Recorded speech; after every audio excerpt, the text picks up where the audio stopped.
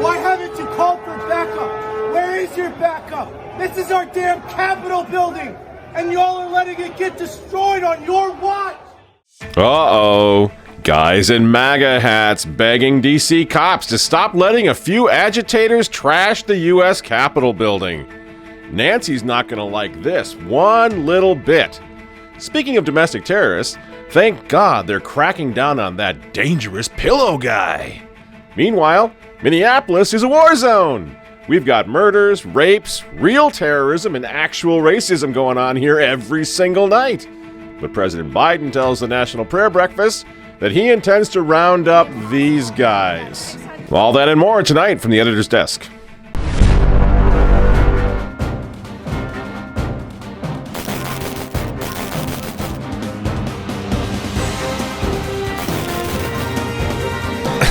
Good evening, ladies and gentlemen. Michael Mack coming to you once again from the offices of the Remnant newspaper.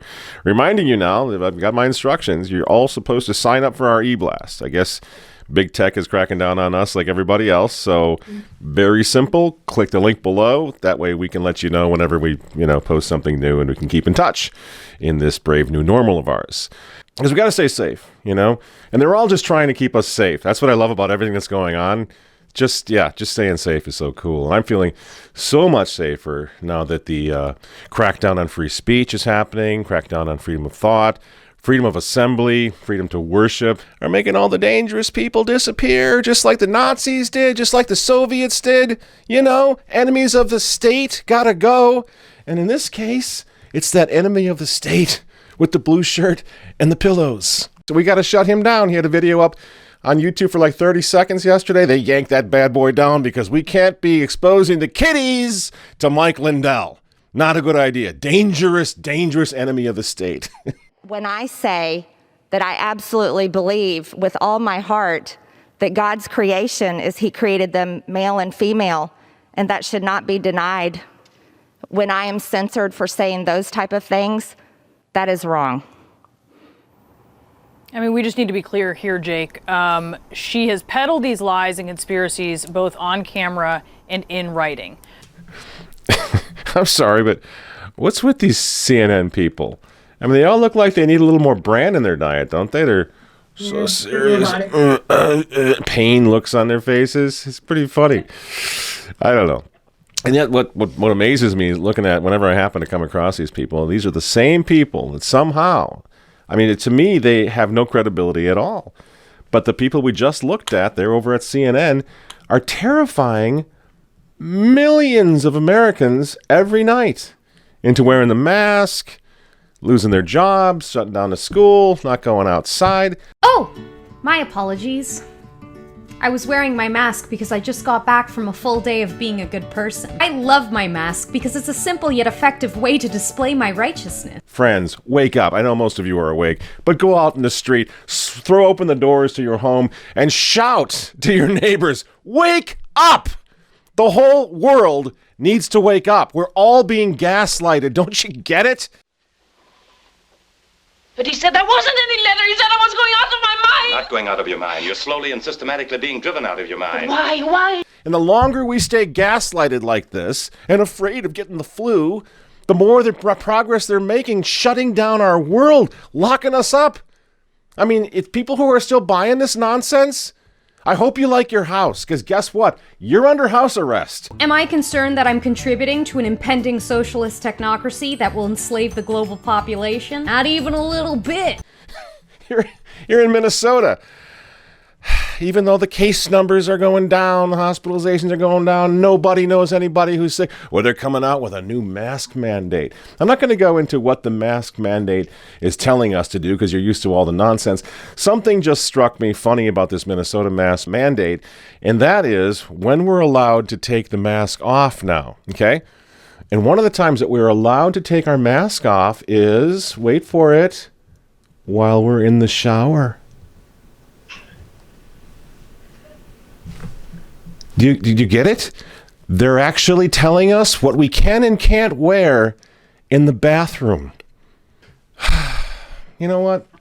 Meanwhile, some of us, while we're not running and hiding from Mike Lindell and his ilk, We're just curious to know who actually is running our country at the moment, because obviously Uncle Joe's not. I'm honored to join this year's National Prayer Breakfast. Jill and I are humbled by your prayers, and it means everything to us. We know now we must confront and defeat political extremism, white supremacy, and domestic terrorism. Can you imagine if you voted for this guy? He gets done reading his teleprompter and somebody comes out like Nurse Ratched, you know? Okay, Mr. President, it's time to take your pills. Come on out into the main dining room for pudding hour, okay? The inmates are absolutely running the asylum. And this is particularly poignant or obvious to those of us from flyover land here in Minnesota, Minneapolis, right down the street from us, you know? Much of our city was burned to the ground by Biden supporters. St. Paul as well, but Minneapolis got hit even harder. And guess what? Nothing has changed, except that it's gotten a little worse. Yeah, Shayla, it's still early in the year, but data presented to the City Council shows that gunshot victims in the city are up nearly 250% compared to the 4-year average. Robbery and rape are also up. That's no exaggeration, friends. We just don't go there anymore. I mean, literally, think about that. I live 30 miles from Minneapolis. This is 2021. We're in America, the most powerful, civilized country in the world. And we simply stay out of major cities like Minneapolis. Lots of people haven't been there in months. And Joe Biden's worried about domestic terrorists, you know? And by the way, most people who are dying, who are doing the dying over in Minneapolis, guess what color their skin is? Since you all are fixated on skin, it's all you think about, you know, especially you folks on the left. That's it. Martin Luther King never existed. Who the heck was that guy? He accomplished nothing, apparently. Because the folks who are dying in Minneapolis, most of them are black-skinned people. They don't like what's going on. They want their police back. We have to just have a wholesome community, and it's going to take a multi-strategy and not a singular approach like our current council is doing, where it's all about the police. Yeah, the police have to change, but we also need them desperately. But this fool, Uncle Joe, he's going to crack down on those morons in the Vikings horns and the deerskin bikinis. You know, these nutters. Hey! Hey, man. Glad to see you guys. You guys are patriots. Look at this guy. He's got covered in blood. God bless you. Friends, Uncle Joe is in his dotage. We know this. He's just doing exactly what he's told. Logic, truth, has absolutely nothing to do with this. And that's the thing that should scare us right now. Who's running our country? Wouldn't you love to know? I mean, who is it? You know, this great reset thing, this is the plan all along. They cannot have POTUS getting in the way of their agenda. That's why they got rid of Trump. They don't want somebody who's doing independent thinking right now. Absolutely not. They want somebody that's going to ride America into the ground.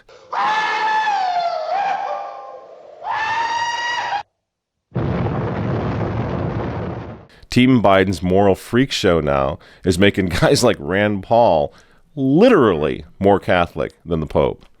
Who are these people that think it's okay? From what planet are you from? I mean, to think it's okay that boys would compete with girls in a track meet, that somehow would be fair.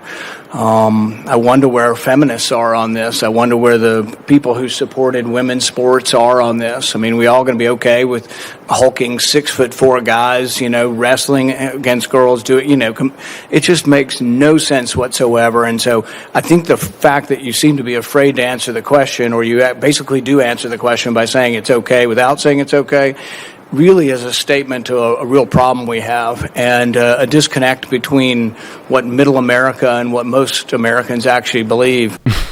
That's great persistence, Senator. Thanks very much. But you better be careful, because you sound an awful lot like a domestic terrorist to me, a racist, a white supremacist. You think boys are boys and girls are girls? What a racist. I mean, I am shocked. Nancy's putting up walls to protect herself from guys like Rand Paul now. For decades in Washington, D.C., they have told you that they don't know how to build a wall, or that walls are racist, or that walls are evil.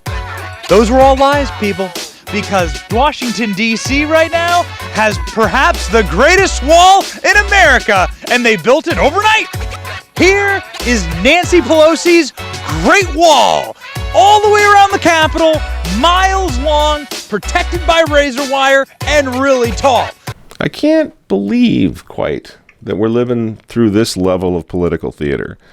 You know, I mean, they're not threatened. You realize that, of course. There's nobody in D.C., nobody in the Capitol who's threatened. They never were. They certainly aren't now. They don't need this fence. This is just a massive waste of tax dollars to make the political point that everyone who disagrees with them is dangerous. One way or another, they want you on the other side of a chain link fence, whether you're penned in or they are. But that's the point. And you got little fun gals like AOC claiming to be terrified, accusing Ted Cruz of trying to murder her. You know, she's scared to death. She needs that razor wire. And so I go down and I thought I was going to die. I just happened to, be a spiritual person and be raised in that context. And I really just felt that if this was the journey that my life was taking, that I felt that things were going to be okay. And that, I had fulfilled my purpose. Oh my gosh. I mean, that is secondary embarrassment going on right now, just watching her. It turns out she wasn't even at the Capitol, which just makes it all the more fantastic. But this little video clip could be the most terrifying clip of anything we've seen so far over the past year. That people actually watched that and thought, the poor thing, that they in any sense took that seriously. It's terrifying. Yeah, these little kids are running this thing now. Children who have not had an original thought in their entire life. And now they've got no game plan at all other than to attack racists. You're racist. I'm a racist. You're a racist. Everybody's a racist. That's all they got, Trump supporters are all dangerous racists. They don't have to define it. They don't have to explain what they mean. If Trump voters are all racist, then how is it that some of the best social commentary in the country over the past year, couple years, 2 or 3 years, during the Trump administration, how is it that it was coming from people like Candace Owens, the Hodge twins, Officer Tatum, who's awesome, Diamond and Silk? I mean, you just on it goes. Some of the best arguments for what's going wrong in the inner city come from people who are not white-skinned. Guys like Denzel Washington nail it. And any patriot is going to look at his explanation of what's going on and say, God bless this guy for saying this. Incarceration rates in America has been a problem, especially as opposed to minorities. And Roman delves into the issues around the legal system. Do you think we've made any headway in the legal system? I think it's more important to make headway in our own house. By the time the system comes into play, the damage is done. They're not locking up 7-year-olds. Yeah. I was in Chicago a couple of 3-4 weeks ago, and we saw these little kids on bikes with masks on the side of their head, like 5 or 6 of them. And the driver said, yeah, they're little yummies. I said, who? He said, little yummies. Look up, Google Lil Yummy. Lil Yummy was an 11-year-old murderer. Wow. And you look at his picture, you'll see the headshot of him, and he's like this. And he got murdered at 11 by a 14-year-old. Wow. Who's doing life now, and a 16-year-old. That makes no sense. You blame the system? Where was his father? Yeah. It starts in the house. It starts in the home. So the left is creating a caricature of us. See, we all know this. And then that's what they want to do. They want to create a caricature, and then they want to incarcerate and silence everybody they don't agree with based on that caricature. That's all it is. And we need to dispel it. We need to tear that thing in half. Because the only chance that they have of pulling this off is if we fall into their traps. And on January 6, 2021, a few hundred idiots fell into their trap. That's all that happened. They opened the doors of the Capitol, and what'd they say? Come on in, boys. You do whatever you want. There's ample evidence of this. The cops opened the doors of the Capitol and said, come on in. Why do you think they did that? Because they wanted that image. They wanted that visual of Trump supporters acting like imbeciles. Could it be that 900,000 MAGA patriots on the mall that day on January 6th were just as ticked off as ever? They didn't breach the wall. They didn't break any windows. They didn't go in. Why is nobody talking about them? 900,000 of them. stood there on the mall saying their prayers and waving their flags. They had nothing to do with it. Why are you letting this happen? Why haven't you called for backup? Where is your backup? This is our damn Capitol building, and y'all are letting it get destroyed on your watch. Call for backup. Get some help down here. Oh, boy. Now, that just doesn't fit the narrative, does it? Guy in a MAGA cap? Remember old Fred Phelps? God hates fags. Whenever there'd be Marines coming, get shot and killed over in Iraq, they'd come home for a funeral, and Fred Phelps would stand out there with signs saying, God hates fags. To me, I always thought that guy was working for the other side. He was creating visuals for the far left to demonize us, demonize conservatives. This guy in a Vikings horn, whatever the heck he's doing, and the little buckskin bikini and the tats all over the place, he's no brother of mine. He's no patriot. He's no friend of ours. He's working for the other side. He's brilliant. You should get an Oscar for the performance he put on.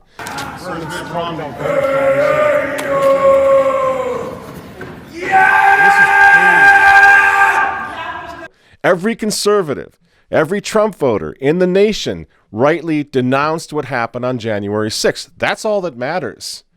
Nobody in the right mind thought that was a good thing that happened. That was a setup. So let's move on here, Nancy. Let's do something else besides pursue this obvious witch hunt based on caricatures, based on sensationalism. And another thing, as long as we're looking at our movement, and it's really important that we do that right now, who are these guys with the guns at the Trump rallies, friends? I know you've seen them. I've seen them. They made me nervous from the start because, again, I see a visual there that's worth $1 million trillion to the left. Who are these guys? And can we be done with that now? I was speaking at a rally back in December when one of these characters shows up with his AR. Now, my wife on that particular day, my wife was there. A bunch of my daughters were there. My little 9-year-old son was there. If this guy had started capping off rounds, what happens to my little kids and your little kids? Anybody else who was at this family-friendly rally, prayer rally? You see?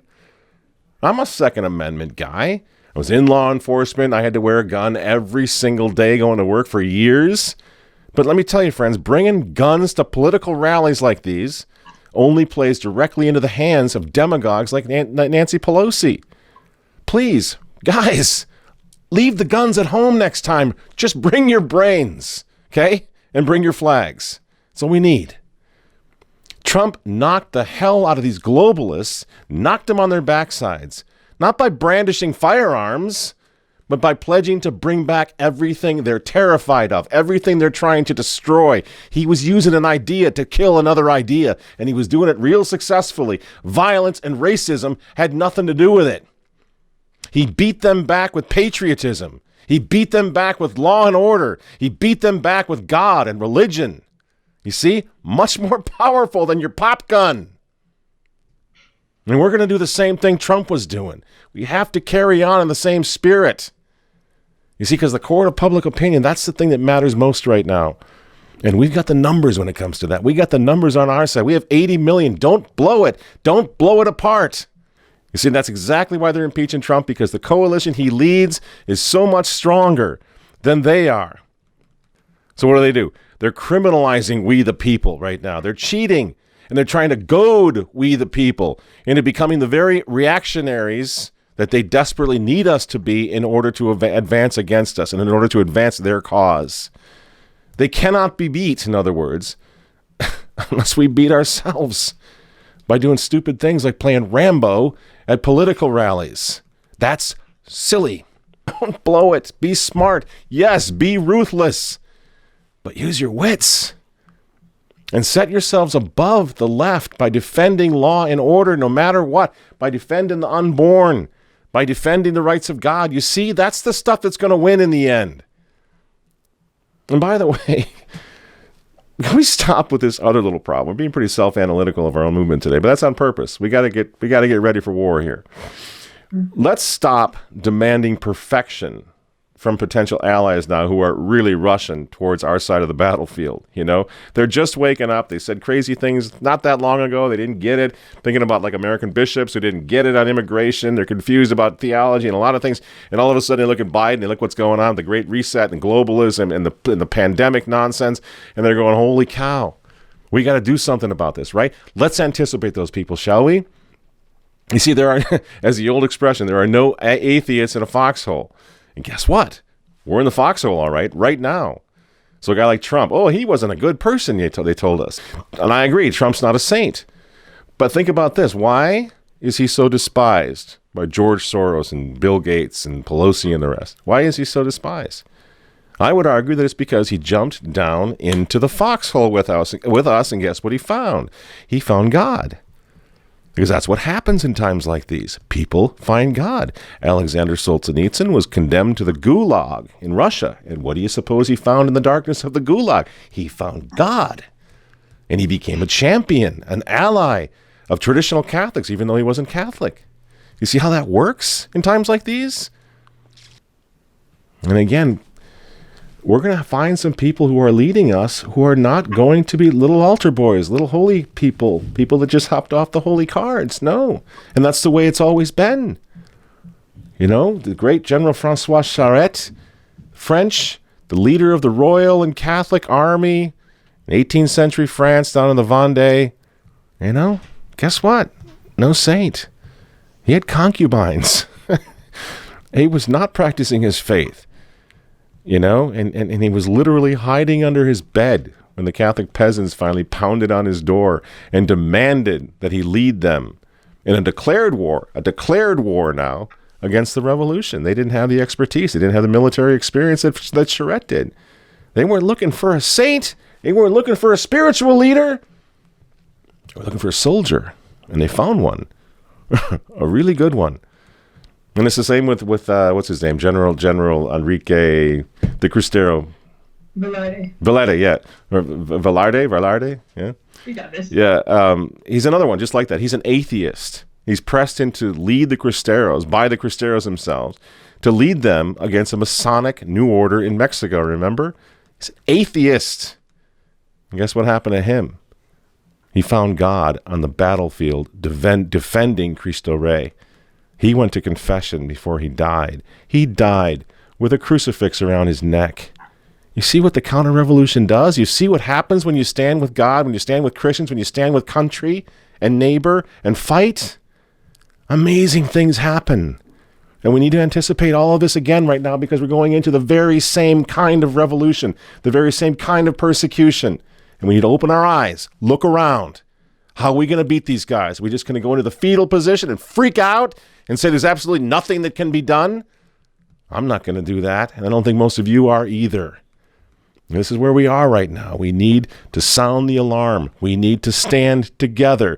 We need to gather the forces. Don't count anybody out. Don't count out the bishops, as we said last time. Archbishop Gomez is doing cool things right now. Don't count him out just because he's terrible on immigration and some other things that he said over the... Doesn't matter now. This is war. Don't count anybody out. Not now. It's all hands on deck because we have a realistic chance, because there are so many of us. We have a realistic chance, friends, of not only withstanding this, but emerging victorious. So anyone with the courage to speak out's got to be publicly encouraged and supported by us, regardless of where they were last week, last month, last year. I don't care anymore. You support the people who are speaking out right now. And joining me now is Archbishop Joseph Naumann of the Archdiocese of Kansas City in Kansas. He is also the chairman of the U.S. Conference of Catholic Bishops Committee on Pro-Life Activities. Your Excellency, welcome back. So good to be with you. Thanks so much for coming on. Walk us through your mind as you witness these pro-abortion policies being put forward by the Biden administration. Well, it's a sad day for the nation, but it's a sad day particularly for us as Catholics to see a president who professes to be Catholic doing these things that are so contrary to our moral teaching. We're about 1 week into a President Joe Biden administration, only the second Catholic U.S. president, and of course he has a pro-abortion agenda as well. Why is this scandalous? it contradicts the church, again, on these issues of fundamental human rights and justice. So we have political leaders championing an injustice and people thinking that that's okay for Catholics to do, but it's not. Catholics cannot favor anything that is evil. We don't. We oppose evil. The killing of children in their mother's womb is evil. I don't know about you, but I find that incredibly encouraging. I'm not going to sit there and hold it against them because they're not traditionalists. They don't get it on the Latin Mass yet. There's time for that. When you begin to see what you're up against as far as the New World Order is concerned, it's not hard to start realizing what's been happening to Christianity, what's been happening to Catholicism for 100 years to get us to this point. In other words, recruiting, if you see what's going on with Biden and the Great Reset and Soros and everything else, very soon you're going to see that there's a direct connection to Pope Francis. There's a direct connection to the revolution in the Catholic Church. People are going to be emerging as traditionalists. That's my prediction, rapidly over the next year. Just this week, Laura Ingraham did this. Now, Bill Gates, whose net worth won't change much if China runs the show, has just the answer for preventing future pandemics. And of course, it involves global superstructures. If there turns out to be some new infectious pathogen, then we need a group of infectious disease responders to spring into action. Think of these as like pandemic firefighters. Stopping the next pandemic will require a big investment. But I think of this as the best insurance policy the world could buy. First of all, he treats us like we're 8 years old with the figurines. And now that Bill Gates has made his billions, why not use pandemics to advance the Great Reset? 2021 will be the critical year to re-establish trust in our ability to shape our common future. And now with Donald Trump gone, they believe they're on a glide path to accomplishing this. Joe Biden's entire mandate is solving the coronavirus pandemic. Nothing more, nothing less.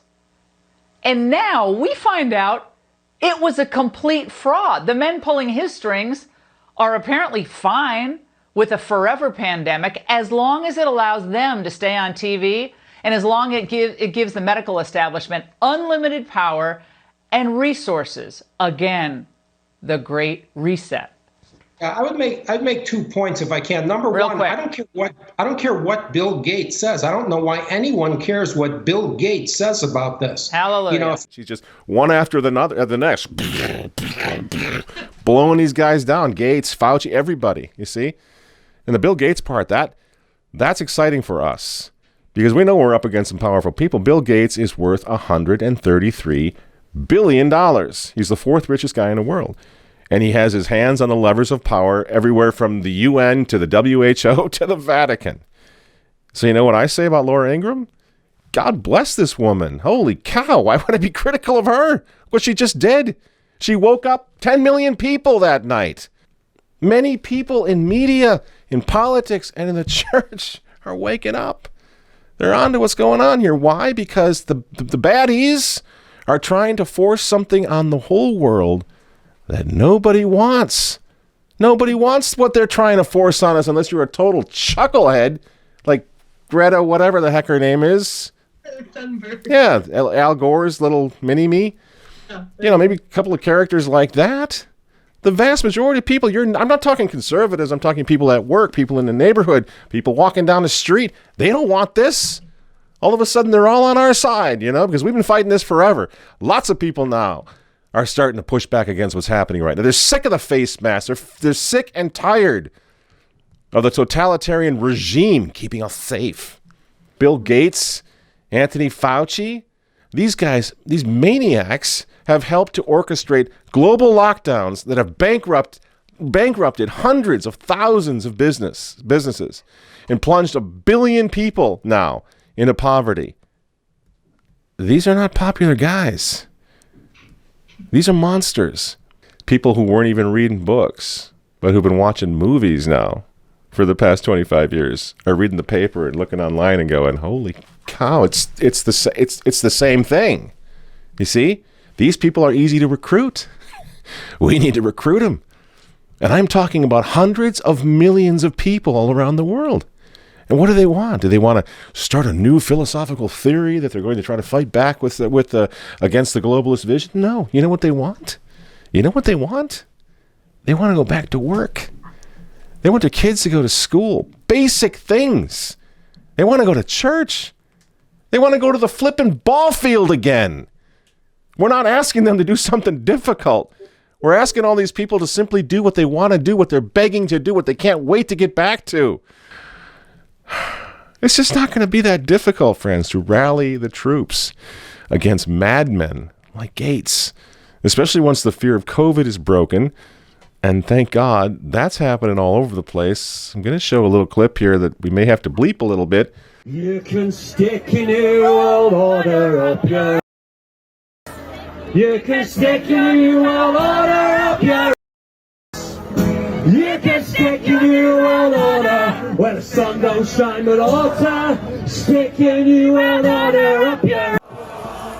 Singing we are 99%. Singing we are 99%. Singing we are 90. Together we are 90. We are 99%.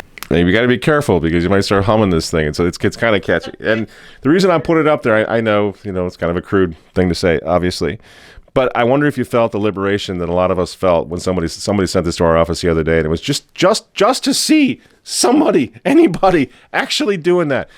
A song, a simple little song, people pulling the mask off and telling these guys exactly where they can go. Now imagine if we all started doing this. Imagine if this starts spreading across the entire country. You don't have to use that particular word, of course, but do the same kind of thing. Tell them exactly where they can get off, friends.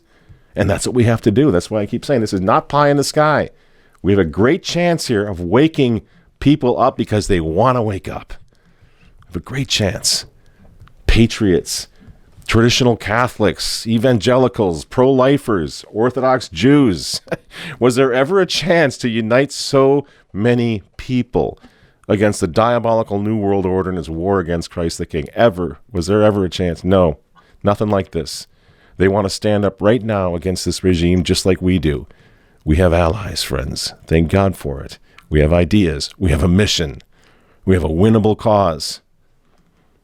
And again, the last 4 years of Donald Trump proved just how popular it is. Just how popular 80 million people voted for that in this country. So we got to snatch victory, literally, from the jaws of defeat, because it was obviously a defeat. But we need to make this into now a turning point. Because this turning point, this thing we know is going to end in total victory for the children of light.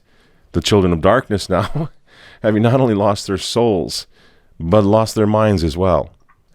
But we need to be smart. We need to use our wits. We need to start by getting back on our knees like we talked about last time. Become true, honorable, proud Christians again. Proud to be a Catholic. Proud of it. Wear it on your sleeve. It terrifies them.